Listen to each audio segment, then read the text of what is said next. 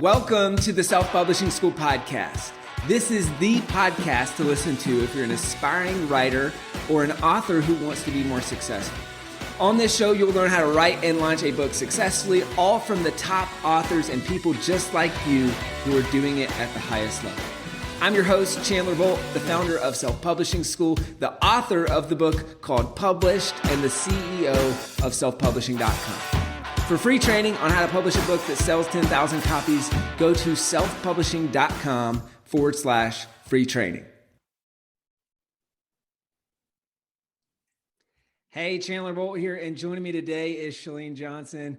Chalene is a New York Times bestselling author of multiple books, including her most recent book called The 131 Method. She's a top health podcaster. You may have seen or listened to her podcast. You may have seen her on social. I love your posts, by the way. Her podcast has over 20 million downloads. Unbelievable. And she's got fitness programs. Maybe you've seen those as well. They've been on TV for 12 plus years with millions of programs sold. She's written multiple books, and we're going to talk about a couple things today. Number one, writing a book with ADHD. We've never talked about it. I have ADHD. A lot of you have heard my story of C-level English student, college dropout, aka least likely to write a book. And so we'll talk about that. And then maybe we'll even have time to get into, using the book to grow your business, all that fun stuff. But we'll see where it takes us, Chalene. Awesome. Here. Thank you. I just want to clarify, because I was like, oh, I should let that slide. I have one book that made New York Times bestseller. Both of them did. Right. One did, yes, which is cool. Yes. The podcast now we're at 70 million. Like, not that I'm counting. Oh my God. But I've also been doing it a really, really long time. So don't get too excited. Awesome. Well, hey, why books? I mean, you've got multiple books. Why write them? Why are they a part of your business? Yeah. Well, so for me, the first time I wrote the book,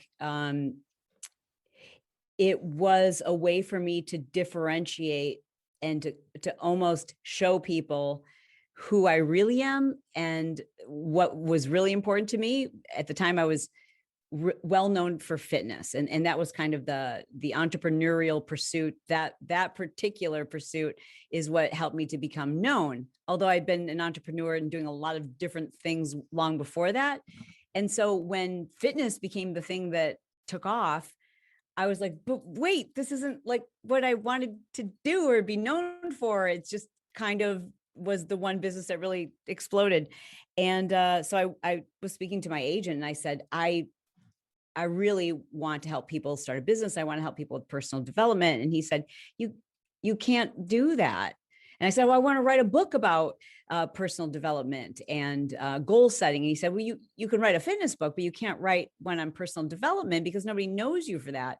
So I took a year to transition my audience to help them not see me as a fitness person per se, but more so someone who helps people accomplish their goals. And so the first book, that was kind of like, for me, it was like kind of letting people know, because I didn't have an infomercial to get out to help people understand what it is I did in personal development. So it was a way to like tell the world what was important to me. The second book was more of a business decision. And so talk to me about the difference in those two. Yeah. Second book, I really want to write. I had a very, very expensive, and I suggest everybody get a business coach. But, when you pay a business coach a lot of money and they tell you to do something, I'm one of those people. I'm coachable and you're the expert. So I'm going to do what you've told me to do. And we really kind of like butted heads. I'm like, I don't want to write a book about this. I just don't want to do that. And it was her belief at the time that that's really what the movement for this nutrition/habit program that we developed, what it needed to catapult it, and kind of based on other similar type businesses and what we had in mind for the brand globally. She said, it needs a book. That's what's going to give you the PR, et cetera. And so I kind of reluctantly agreed to write that book. And it ended up being a very different process from what we set out for it to be.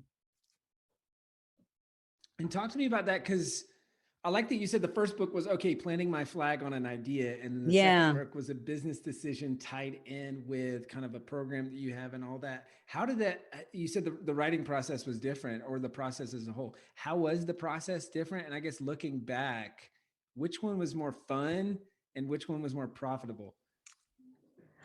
That's a good question. Okay, so I would definitely say that my first book was more profitable, and not just because of units sold. I actually had a much better deal the second time around, almost a self-publishing hybrid that I did with Hay House. The first book I signed with Rodell, yeah, Mm-hmm. and that book, although my deal wasn't as good, that ended up being a better moneymaker for us because it became the catalyst for journals. It became the catalyst for programs. We pre-sold the book, and in doing so, gave people like an online course that we later upsold them to a higher priced online course. So we had a lot better business model around that book. Um, the second book that went through on Method, that book, even though we had a better deal, we didn't have the same kind of system set up around it in terms of writing them. The second book, I said it was so painful to write the first one because I'm not a writer, and with ADHD, and it's so hard to focus and all of the things. So the first book was like kind of painful to write, and I didn't want to go through that process again. At the time that it was suggested I write the one through one method, I'm like, there's too much going on. I can't do it. And I'm really good about knowing like I know exactly what I can handle on my plate. And I said, I can't handle that being on my plate right now. So we set up the system where I would use a ghostwriter, and it was a book about nutrition and habits, etc., but it also had a component of recipes. So I said, we'll outsource all of the recipes, all the photography for all the recipes, everything, the testing, etc., and I'll use a ghostwriter. And that just didn't work for me. All the recipes, etc., that turned out beautiful. Is the best part of the book. But using a ghostwriter for that book just was cumbersome, expensive, painful, and it didn't work. And I think in other circumstances it might have, but for this particular book, it just did not work. And how so? I've heard so many people say that Mm, exact same thing. It's like this. really? Oh yeah, oh yeah. I contracted with a ghostwriter, and I'm thinking, all right, this is going to be amazing. I'm going to throw money at the problem, and then a year later, I get back the manuscript. 6 months later, whatever. It's not that great, and then I have to scrap it, and then just go do what I was putting off to begin with, which is Yeah. actually writing the book. So in what ways did it not work? How did you pivot from there? I mean, did you end up having to write the whole book, or what did that look Yes, like? yes, all the way Yeah. through. But and that was okay. I mean, it is what it is. The painful piece was that I'd hired a ghostwriter, a really, really high end.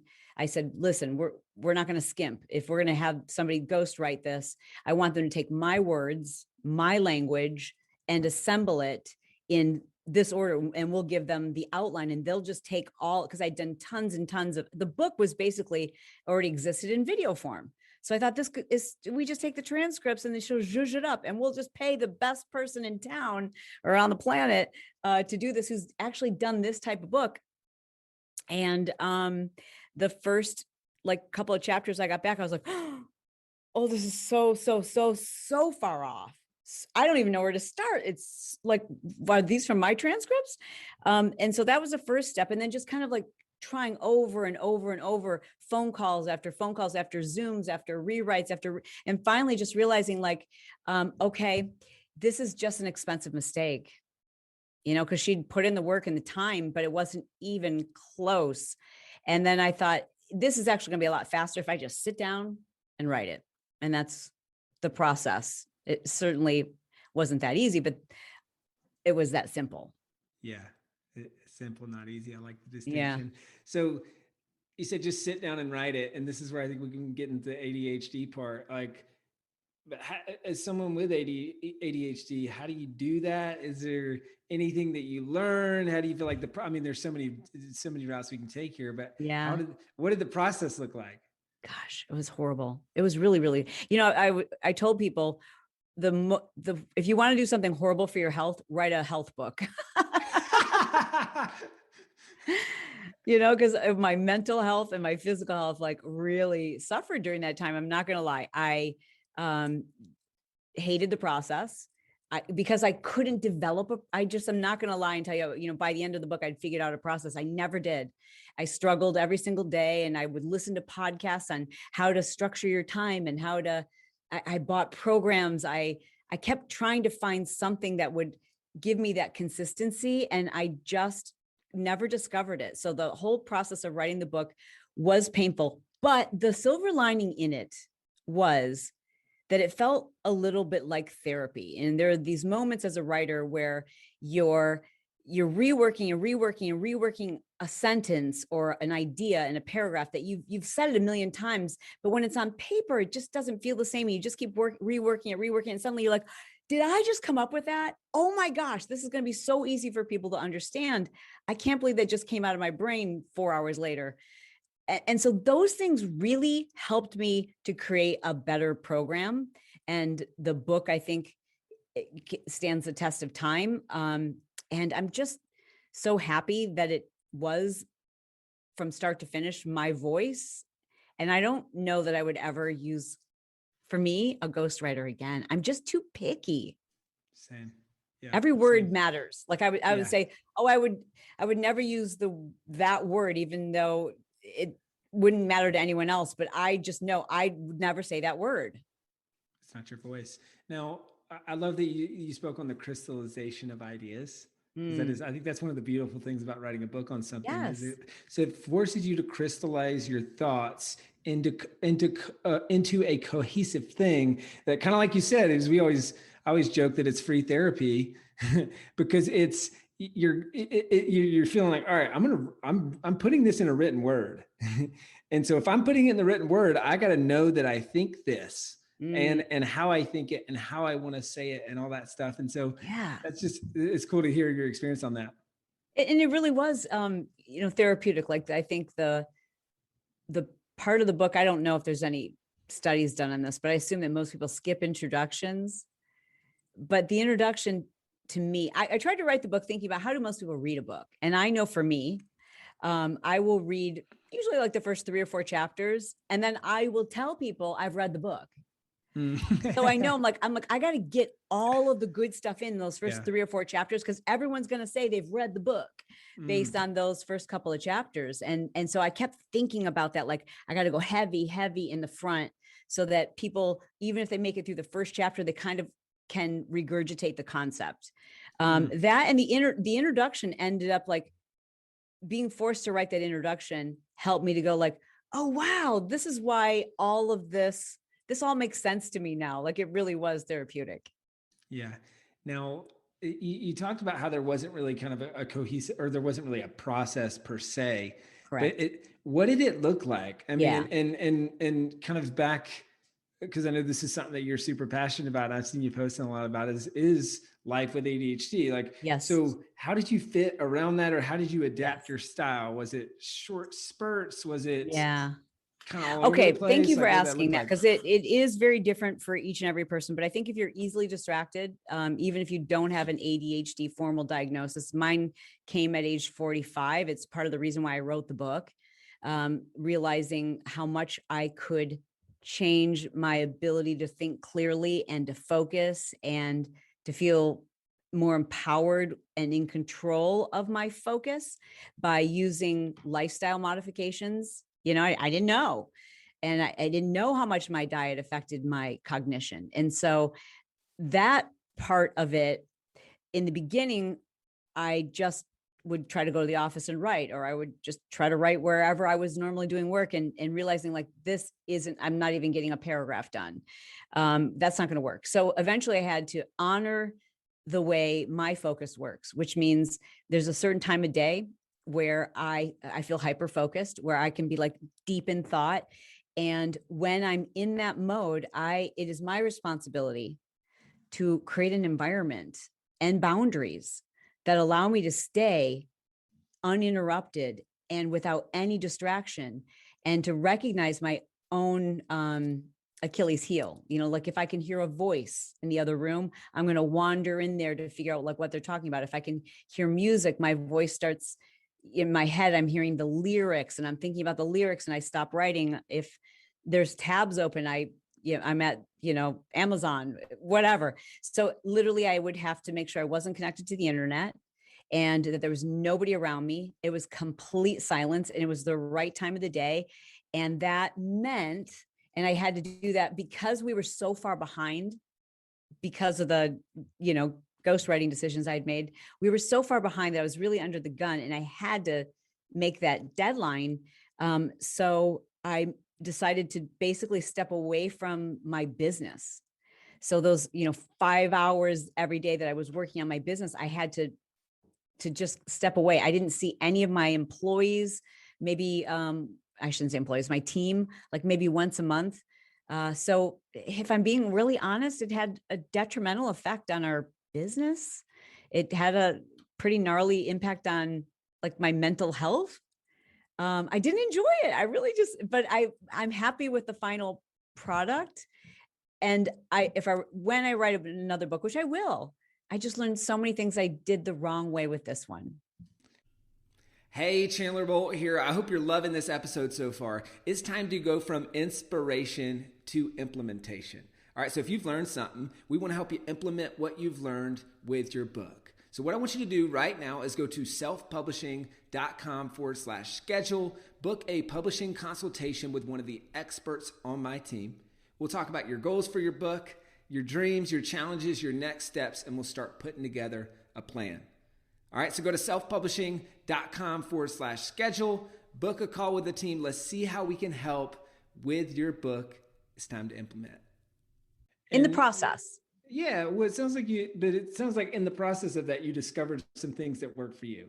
Absolutely. Right? Yes. Which I resonate with all those things about the environment, the type of day, the no voices, the internet off, all those things. Cause it's just, you can just spiral off. And it's like they say, it's like, when a writer's on a deadline, cause that's when they're on social media.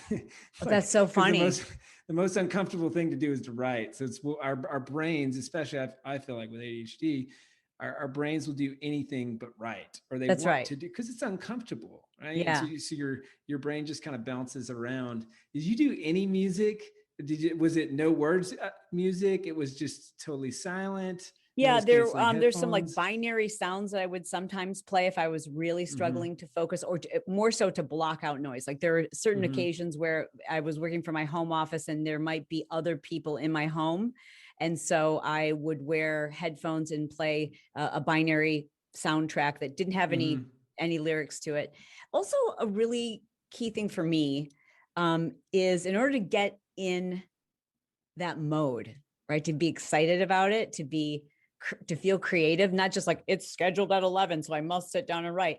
I gave myself these windows, and it always started with what I know is the right process for me to get into that mode, which is play. I have to be physical. I have to make people laugh, and I have to be able to play and goof around and do something creative to help me get into that super focused creative mode. So I would roller skate. I would go on Instagram Live, and I would try to make people laugh. I would goof around. So the first half of my day was kind of, for me, I shouldn't say first half of the day, my mornings were designed to help me get into that mode. Any tips for people who are, because you've discovered that that's your trigger, that's your thing that gets you into that mode. Any tips for people who are trying to discover what that is for them? Yeah, you've got to keep a journal, because there are days where you're like, dang, that felt so good. Like I just literally was on a writer's high, or on a project high, where you're just flying through things. Ideas are coming to you so fast, and you feel creative, and you lose all track of time. When that happens, take note of everything. How did you sleep the night before? Did you exercise before that? Were you eating? Were you not eating? Like, what was going on in the environment? What led up to that feeling, so that you can do your best to recreate it? And I think most people will find that there is a process. There are these common things that keep popping up and you're like, oh, you know what I'm noticing is that I've always went roller skating in that when I get into that mode, or I did a really intense hit workout, or it was on the days that I did yoga.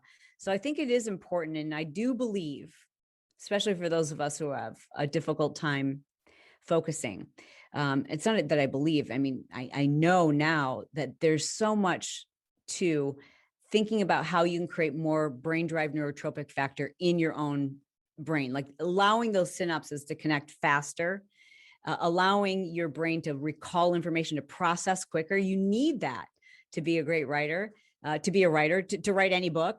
And that's something we all have the ability to create, and we do create, especially when we exercise. But the interesting science behind this now we're learning is it's especially true for any exercises where you're focused on lower body. So leg day before that big chunk of writing that you've got to finish. And so is that so I guess that relates to the rollerblading, but is there anything, because I don't fully understand that concept. Yeah. Is there anything else that you do to kind of turn your brain on in that way? I just feel, I feel those things happening in my brain. People talk about brain fog or not being able to focus, or, ideas are kind of like everywhere. If I personally can't exercise, I have a difficult time focusing. I have a tougher time, and to the average person, you wouldn't notice. But for me, I just find I have to work so much harder to keep my brain on track. And exercise, it's a remarkable thing how closely connected it is to our brain and the synapses and the way that things connect and fire and process. And right now, my husband and I are caring for my father-in-law who has Alzheimer's. So I'm like deep into Alzheimer's research right now, and just looking at like every day on the news, we're hearing about some new drug company who's quote unquote found a miracle cure for Alzheimer's, which, if you look at it, it's like, oh, it kind of helps with early onset, and it's really no miracle. But the things that are a miracle, you'll never hear on the news, like the Harvard study that found walking just 25 minutes a day reduces your chances of Alzheimer's by almost 30%, 25 minutes a day. So that tells us that there's something very powerful about exercise and the way our brain, we were meant to move. And so I think for anyone who has a difficult time focusing, move, and these writers that can spend like 4 hours at a time, God bless them. That's great. I couldn't do that. I could go for about an hour and a half max for me. And then I need to do something physical again in order to get back into that flow state. Got it. Did you ever do stand-up desk, Yeah. treadmill desk, Oh yeah. or anything like that while writing?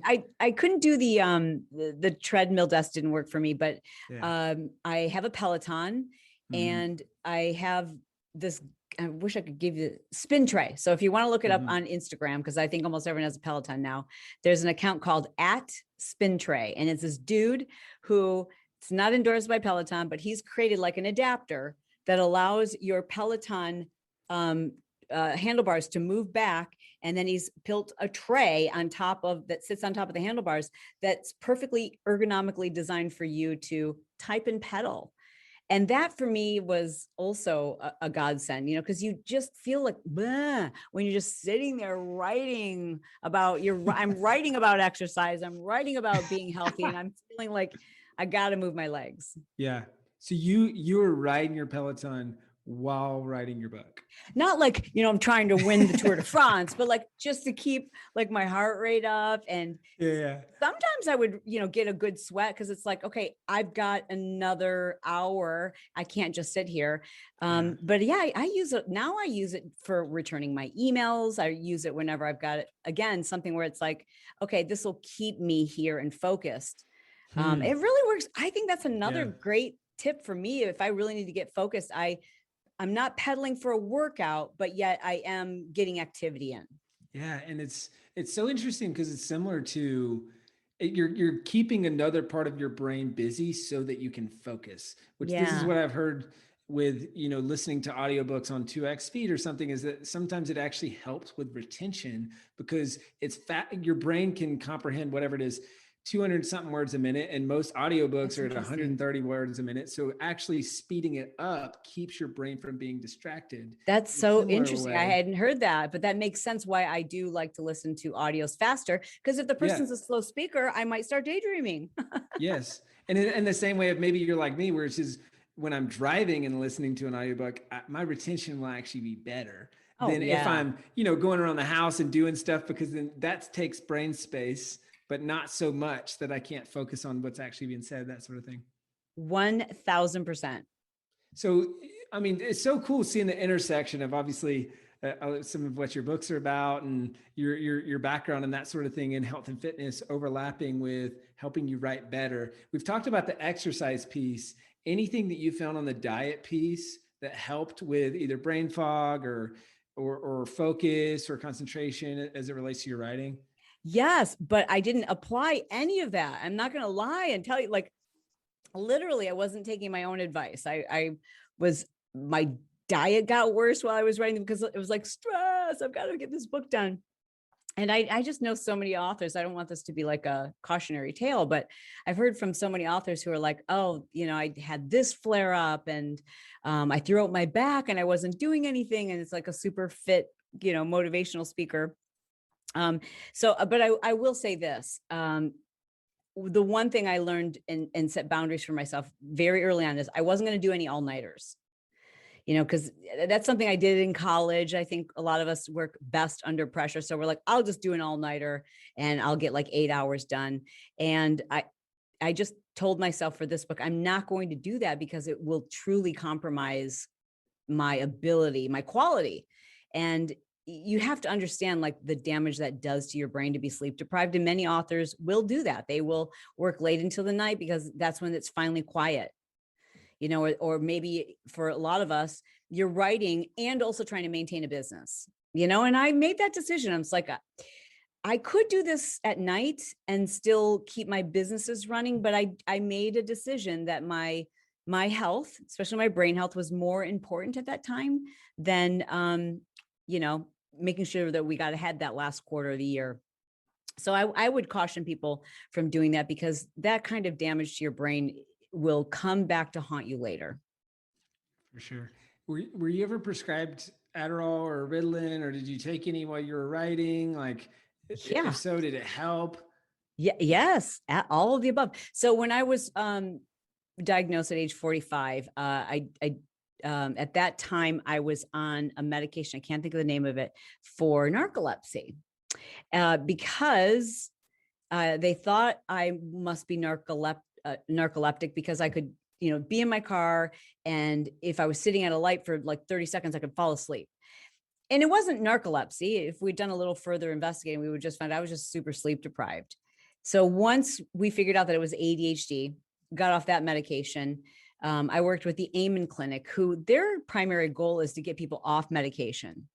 But there are two different types. The Amen Clinic believes that there are 7 different types. They've done more brain scans than anybody. So it's difficult to criticize them or to find fault, but they've done more brain scans than any other organization or clinic in the world, especially with those who have traumatic brain injuries, ADHD. And they believe there's 7 different types of ADHD. Certain types, when they are taking Adderall or Ritalin or another quote unquote ADHD medication, they'll find that it makes them anxious or nervous, or it depletes their creativity. And for some people, it actually makes them obsessive and riddled with anxiety. But there are 2 different types of ADHD that tend to benefit from Adderall. And one of those is the type of ADHD that I have. So they put me on a low dose of Adderall. And me personally, I haven't had any side effects. I've never had to titrate up, but I feel a huge difference when I don't take it. And I also learned how to change my lifestyle. And that made probably, I would assume, a bigger difference than anything. So like whenever people say to me, like, should I get a medication? I'm like, sure, maybe, but do all the lifestyle stuff first. Like figure out your sleep, understand what supplements you need to be taking. Because there's so many supplements that actually help our brain to connect those synapses. For example, BDNF is something we should produce naturally, but many of us don't. So you can take a supplement that increase and boosts those things that we should produce naturally. Having your hormones checked. So many people, when their progesterone levels are low or testosterone levels are low or estrogen is high, it just messes with your brain's ability to make sense of things and focus. And that's why you hear so many people saying, I've got brain fog. This is so great. It's I'm sure you feel this way when you start diving into this research and when you hear other people talking about it. And I'm my hope is that this is what the way that people are feeling when they're listening to this or watching this, is it feeling of validation of, even Mm, for me personally, just hearing what you're saying is like, oh man, that's so similar to my experience. I can fall asleep very easily. Like, I mm, wonder if that's tied to ADHD or maybe also being tied to high energy levels. And so mm. it's like I take a nap every day. But then there's also, I was hearing you explain Adderall, and I was on Adderall for 2 years in college, and I was, you know, self-prescribed or diagnosed growing up of like by every teacher I ever had, like that kid has ADHD, right? Which Yeah. I think can be dangerous to speak into your kid's life. Oh, you're but right. but then, at some point go to a doctor and say yes you have it, and then Adderall. But then what I noticed is that Adderall really helped me focus, and it was really helpful. I'm glad I was on it, and I'm also glad that I'm off it now, but almost had an inverse effect specifically with writing. And maybe this Yeah. speaks to the types of, because it would, and so I would go in the library and pull an all-nighter working on a paper, and it would be write a couple sentences. Oh, that's stupid. Delete. Mm, A couple more sentences. That's dumb. Delete. And repeat. And then it wouldn't be until the Adderall was wearing off that I could actually write the paper. yeah. Whereas other things, it would be, it's like, oh, this is going to help me study math. And then I'm just super focused. And then I go take the math test or whatever. Right. But it was interesting how it almost acted differently depending on what I Yes. was doing, an inverse effect for me personally with writing. Well, because I talk so much about ADHD, try and normalize it as much as possible. I've got this great community where we share these kinds of things, and I can't even tell you how many people I've heard. They've just believed, okay, well, Adderall is going to be my solution or something similar, right? And they get on it, and it makes they felt like they had to keep upping their dosage. They felt addicted to it. They felt hyper, jittery, shaky. They lost their appetite and they lost their creativity, but they're also afraid to get off of it. And I found Yeah. so many people are like, I was afraid to get off it. But then once they figured out, like, oh, there's supplements that I can take that make a huge difference. And the things that I'm doing with, calming my mind, and that it was actually exacerbating their symptoms, changing them. And so it's interesting how it affects all of us differently. Yeah, it is interesting. I feel like in a lot of ways it trains your brain. At least that was my experience, where it was, obviously the science behind it is, you're flushing your dopamine, which depending on what you're using, right? With Adderall, it's this, and the doctor put me on a high dose. And so it's flushing your dopamine, which there's question marks around, okay, over a long enough time period, what does that do to you? And Yeah. but then I resonate to what you're saying, which is it would zap create. I feel like I was less of me when I Yep. was on it, and to Yeah. the point where, and maybe you can relate to this, I would see people, I'm walking at college and I would see someone, and my natural personality is, hey, oh my gosh, good to see you, let's talk. But on Adderall, it was like, I hope they don't see me, I've got stuff to do, Interesting. kind of bypassing Yeah. and then all that. But then the flip side, which I think is interesting, and this is, I've got this video on why I think ADHD is a superpower and all this stuff. And my controversial, or maybe not controversial opinion, I don't know, is I think a lot of people with ADHD should take Adderall for a year or two. But then for me, it was like, I need to get off this. Mm, But I felt like it retrained my brain in a way where it was like there was this new level of possibility. You know what I mean? So it's like yeah. it retrained at a higher ceiling, and now I'm like, all right, I have the lifelong benefits of this, but I'm not using it. But now the added creativity of being off of it. Yeah. So my theory is that I feel like it was a blessing that I didn't get a diagnosis. My first of all, my Mm, father got his diagnosis at age 73. And just like a year after mine, because once I got my diagnosis, I'm like, oh, I have to see my dad's brain because we are the same person. And so it's very interesting to see his brain. Yeah. But I feel like it was a blessing that I was not diagnosed for most of my life, because it forced me, although I was trying to hide it and compensate for it, like those were really valuable lessons and tools and habits and little systems I had to put in place, that it was the only way I was going to survive. You know what I mean? It was the only way I was going to be successful. It was the only way I was going to make things happen, was to have these weird, crazy, bizarre habits and rituals and ways of doing things. But if I wonder if I'd been diagnosed, would I have not been afraid and just asked other people to compensate for me versus me figuring out how to manage it myself. So I don't know. And I don't know if everyone needs to be on it, but just think about it. Our brains are so temperamental. Like, so to think that two people who have ADHD, it's going to be exactly the same. You know, we have different traumas and we're raised by different parents, and there's different genetics in our brain. And every time you've bumped your head or have had a concussion, your environment, like so many things impact our brains, so that we're all going to be so different. Yeah, this is so great. Well, hey, what would be your kind of parting piece of advice for other folks with ADHD, writing a book, running a business, kind of based on your experience? I would say to anyone who has ADHD, you've got to have a better system in place than I had. And most importantly, I think personally, it takes us longer time to do things. It takes me longer to do everything that I do, takes longer than my friends who don't have ADHD. And so I might move slower in my career. I might move slower in writing my book. I might need a more realistic deadline, because it never feels good to disappoint people. That sucks. And it never feels good to feel like you're less than or inept.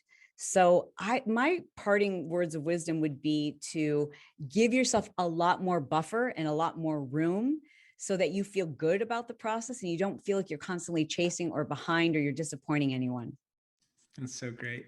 Chalene, this has been awesome. Where can people go to find out more about you, to buy your books, check out the podcast, and more about what you're up to? That's awesome. Yeah, the podcast, you can listen to the Chalene Show. That is a kind of lifestyle show. We talk about everything from hormones to parenting and relationships.